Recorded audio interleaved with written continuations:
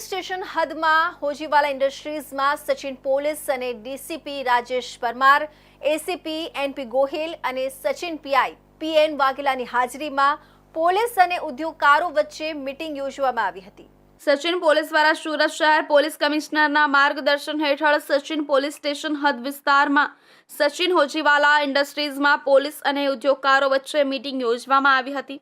મીટિંગમાં ઉદ્યોગકારો પાસે આરટીઆઈનો દુરુપયોગ કરી ખંડણી માંગી ઉદ્યોગકારો પાસેથી પૈસા પડાવનાર ખંડણીખોરો વિશે ચર્ચા કરવામાં આવી હતી,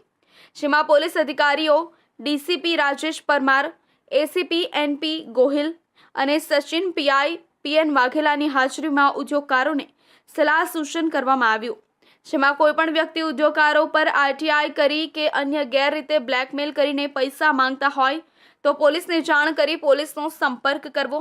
પોલીસ તેની તરત ફરિયાદ નોંધી તત્કાલ કાર્યવાહી શરૂ કરશે। આજરોજ સુરત શહેર પોલીસ કમિશનર શ્રી ગેહલોત સાહેબના માર્ગદર્શન હેઠળ સચિન પોલીસ સ્ટેશનમાં હોજીવાલા ઇન્ડસ્ટ્રીમાં આજે એક ઉદ્યોગકારોની મિટિંગ રાખવામાં આવી। આ મિટિંગનો આશય હતો કે આરટીઆઈના ખોટા નામે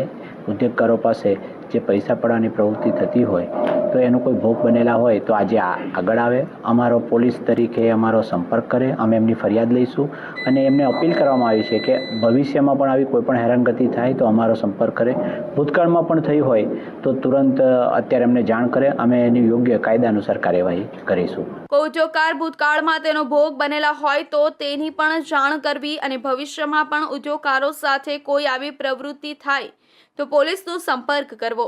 જેથી પોલીસ આ ચાલી રહેલી આરટીઆઈનો ગેરરીતે ઉપયોગ કરી પૈસા પડાવવાની ગેરરીતિને અટકાવી શકે।